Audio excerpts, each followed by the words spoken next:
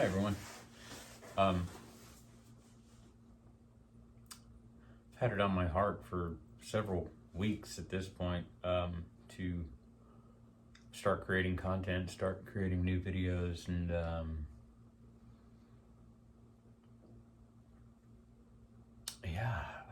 don't even know where to begin. My life has been changing quite a bit. And it's not a new thing, it's not something that just immediately started. But I guess it's been a little bit bumpy, we'll say, for the last few months. I was laid off on July 11th of last year, and just trying to figure out what next steps are, trying to really understand what my personal brand is, what I want to be spending my time doing, and just trying to figure out a way to do that both honors what I feel compelled to do and what I'm good at.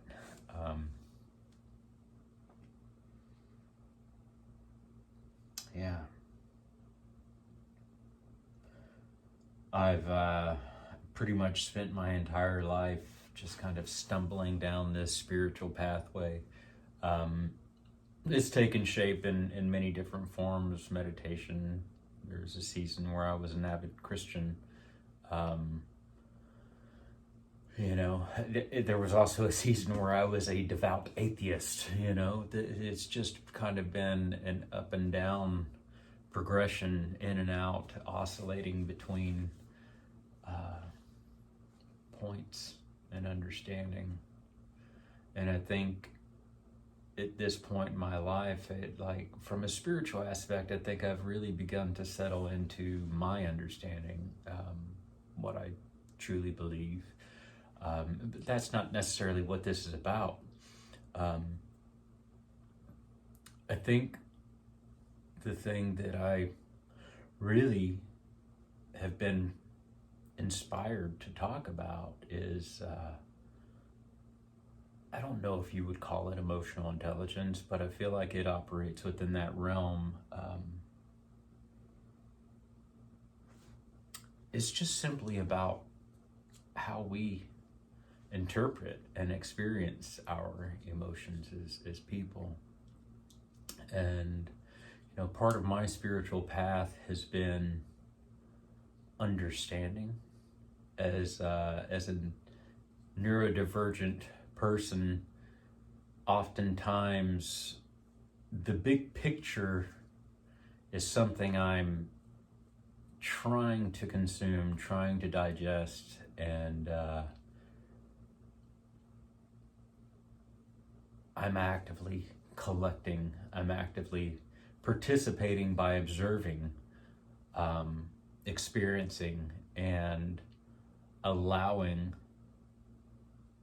whatever is happening to just be, and trying to relate from a natural perspective and how it's going to affect me or not affect me, because not everything does, right?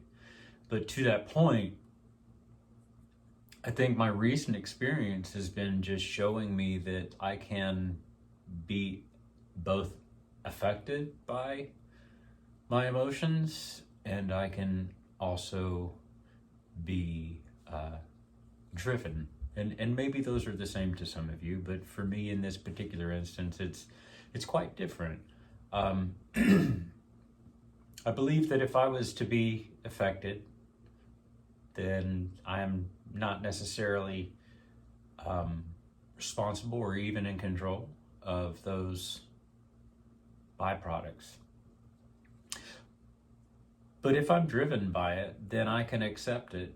I can observe it for what it is. I can take it as data and just allow the information to just simply be whatever it is. It doesn't have to be a good thing. It doesn't have to be a bad thing. I just simply need to be aware of it. and how it relates to the other things that are happening in my life. So for me personally, in dealing with struggles of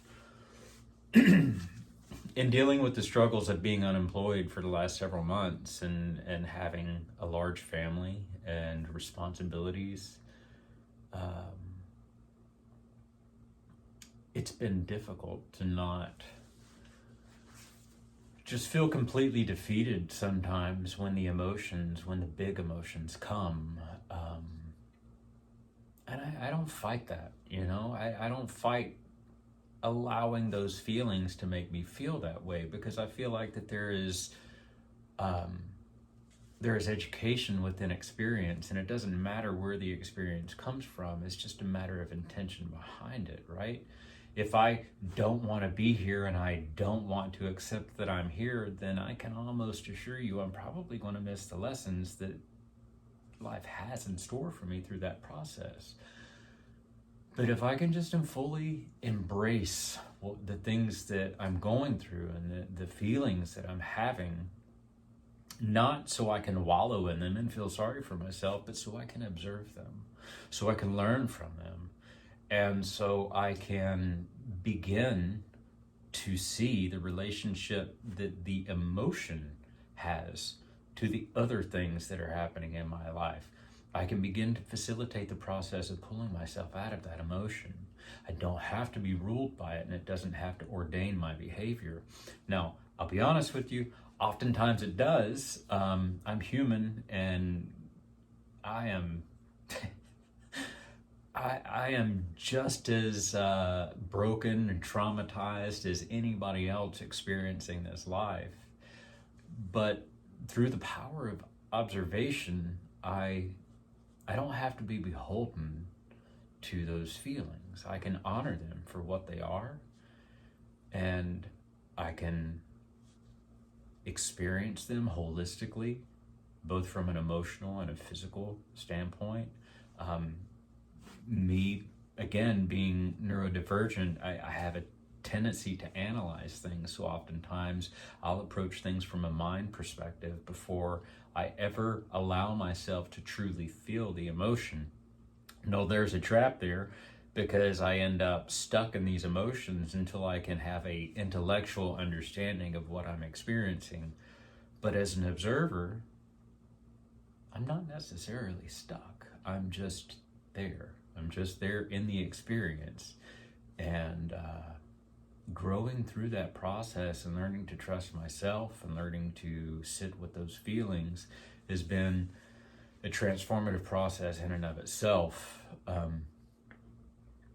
I don't claim to be a spiritual guru or know what the fuck I'm doing in any capacity. I just know what's working for me. And for the past 7-8 months, I've kind of been caught in this intellectual cycle of trying to intellectualize my feelings, trying to make sense of how I can get out from under them, trying to make sense of what's next and why I do things the way that I do them.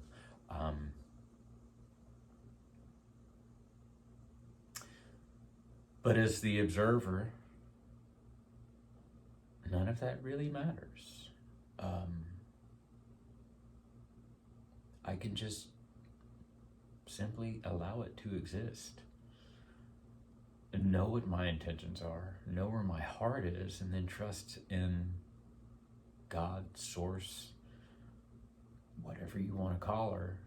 I can just lean into that and trust that I am operating within the realm of what I desire. Otherwise, it wouldn't be manifest in my life, right? I'm not sure how much of this makes sense, and I'm not sure how much of this will actually make it into the final video. Oftentimes, I find myself tempted to just not edit these kind of things and just put the content out there. I do it when I write letters, I do it when I write emails, and so on and so forth. And I've noticed recently when I go back and read emails that I've gotten, I've noticed that it's riddled with spelling mistakes and missed words and things like that. And I'm like, well, maybe I should go back and edit. But that's not where my heart is. So again, I say all that to just kind of acknowledge that once this video hits the internet, perhaps it is just a diatribe of nonsense and doesn't make a whole lot of sense. Irrelevant to the point. I'm following my heart, and I'm saying these things because I feel I need to. Maybe it's not for you. Maybe it's solely for me. But this has all been a process, and I recognize that. I recognize that I am in a process, and that it's just part of my journey. It's part of my growth, and it's part of my experience as who I am as a person. And all of this goes back into my personal brand and becoming who I want to be in a world that I've designed around my own thoughts. I truly believe that we all manifest the reality that we live in. And I just want to be intentional about that. So I choose to observe that I fall victim to my emotions often. And I choose to acknowledge that that's okay. And it's going to keep happening because I'm human, and that is part of my experience of being human. But as a teacher, I want to encourage you guys, because I don't think that this is something that we often talk about. I mean, unless we're talking about spiritual growth, then, people don't talk about the uncomfortable. Maybe they do when it comes to sports and things like that. I've never been an avid sports person, so I don't have a whole lot of reference there. But from my side of the fence as an artist, as a creator, oftentimes I see people shy away from the hard part. And I know through personal experience that is where the most profound growth tends to happen. And so I just want to encourage you guys that as we all slip off into the darkness that is our lives each and every day, I just want to encourage you to lean into that darkness. There are lessons there that you may not want, but they will be valuable once you do achieve that knowledge. And I want to encourage all of you. I know things are weird right now, if you're watching the evening news cycle, you're probably filled with anxiety and angst, and there's just a lot of weird shit happening in this world right now.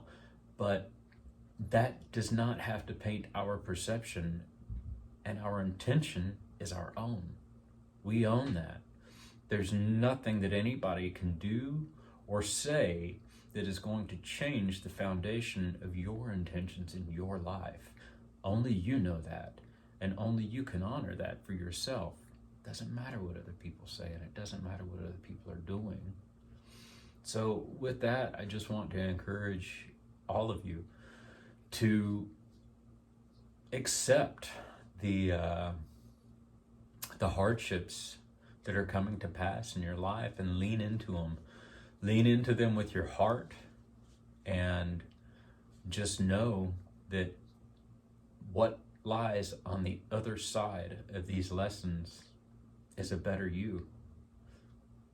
It may not be riches, it may not even be something that you felt that you wanted, but if you allow the process and you allow life to just give you direction, and you trust source, you trust your heart, you trust the world around you, you trust your loved ones, and you lean into the responsibilities that you owe to yourself and the world, I promise you good things will come. I promise. So with that, I think I probably need to go get my kids, but yeah, I just want to encourage everybody to not listen to the voices, not listen to the chatter that's operating and trying to persuade you to slow down and to stop Lean into your heart. Lean into what you know. Lean into your experience. And the rest will follow. Take care.